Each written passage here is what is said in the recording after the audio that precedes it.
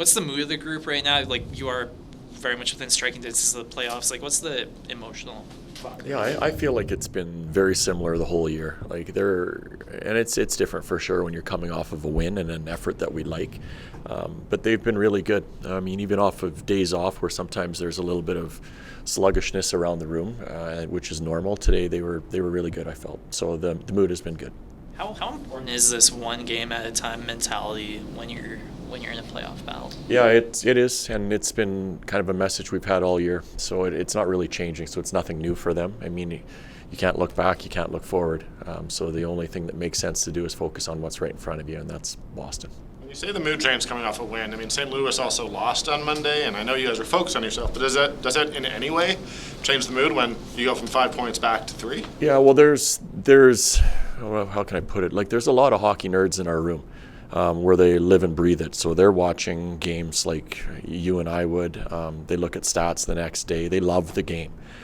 So if one of them tells you that, no, we don't pay attention to that, they do, but they don't. They do it because they love the game. And at the end of the day, it really just comes down to us. We can't control what other teams are going to do, so it's just making sure we're at our best. Are you telling us that the players are not 100% honest with us all the time? Most times. You've never done a segment thing, like past coaches here have gone in 7-game segments and all that. You don't break it up like that in any way? Yeah, we do. Oh, you do? Yeah, we do for sure. We have different little things that we do. Yeah. They have to have something that they're working towards, I feel. And it keeps them after you live it in the moment type thing. So what happened yesterday doesn't matter because we're pushing towards this. So it's right in front of you that's important. So what would be an example of like a segment or one of those things that you're having them work towards? Well, we have 7 games, like Eric mentioned there, but we also at times will break it into smaller little stretches as well, just to make it a little bit more manageable number. We always hear that there are no bad teams in this league, but I mean, Boston's one of the very, very good teams in this league. When you know that you've beaten them in their own house last game, do you sort of expect them coming out, ready to give you their best tomorrow? Oh, they will. I mean, that's the way they play, and that's why they've been one of the top teams in the league over the last little while. So we know what we're going to get from them. It's a matter of us trying to replicate what we did in Boston, where we didn't give them a lot of room on the ice, and I thought we dictated a lot of the play. Now, the challenge is us to find that consistency and be able to do that again tomorrow night. We've asked you about this forever, but how do you characterize the way Huberdeau's been playing of late? I keep feeling like he's going in the right direction lately. Like he's one where you look at the plays when he's executing and making plays, he's starting to feel really good about himself, and I've seen much more from him over the last little while, and it's a good thing. It's a positive sign for sure, and we need him. Like there's no doubt about it. When he's feeling good about his game, he's a better player, and I think he brings other people along with him. So since the turn of the new year, I guess you can say he's been a pretty consistent player for us.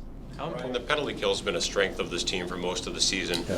If I'm not mistaken, you'd only given up multiple power play goals in 2 games prior to the last 2 games. Mm-hmm. What did you see on the PK in the last couple of games, and is that just a statistical anomaly? Well, last game there was a missed read on one of them, and that happens from time to time. On their first goal where Connor got it backdoor and Monahan finished, that's one where a defenseman knows he's responsible for dealing with.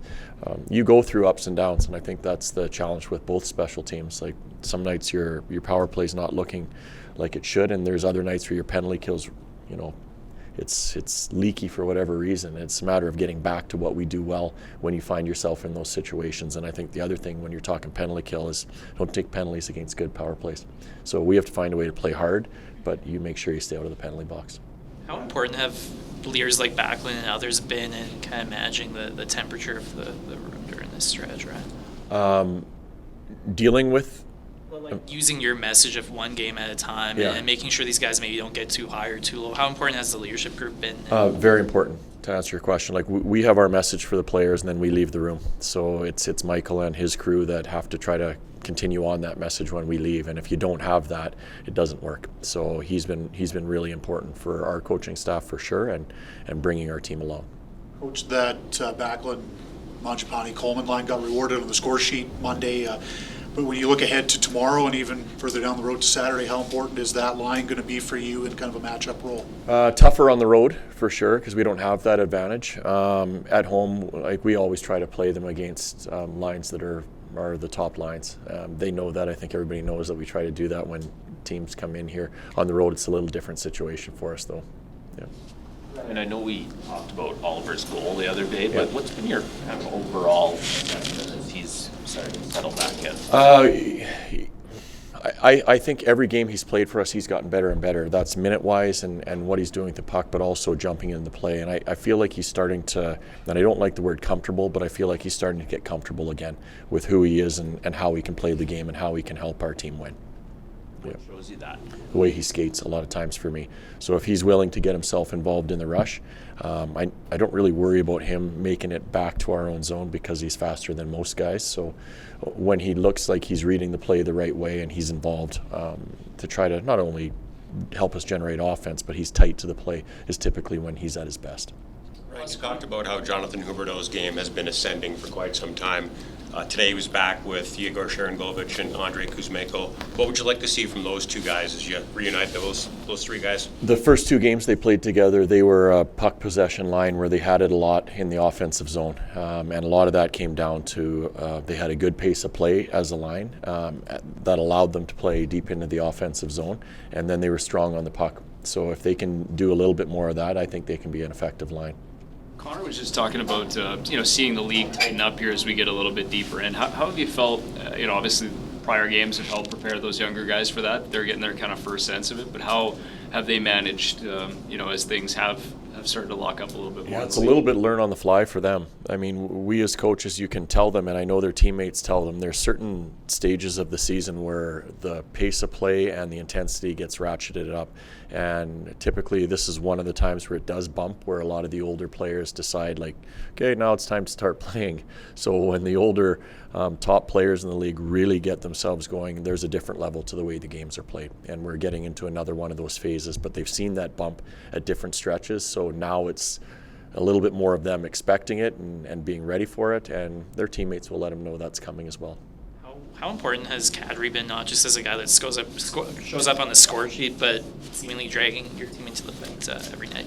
And those young guys, like there's a big reason why Connor and Marty have had good years. And Naz deserves a lot of credit for that, because sometimes, as an older guy, you look at, they're calling two guys up and I'm going to play with these two guys. He wants to be a driver and he wants to have impact, but he took that the right way. And he made that line, arguably our most consistent line over the course of the season since they've been put together. So Naz has had a real good impact this year, so we're really pleased with what he's been able to do for our team, both on and off the ice. When you think back, what made you put those two rookies with him? You know what? We want a little bit of pace with Marty was one thing, and we thought Connor, if he had that speed with Naz's ability to kind of control the play at times, Naz likes to hold on to the puck a lot.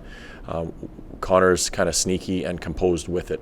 And then we would use Marty as the driver, where he would just be going up and down his wing, kind of creating a little bit of havoc. And it worked early on, and they seem to have built some chemistry where they understand how to read off of each other now.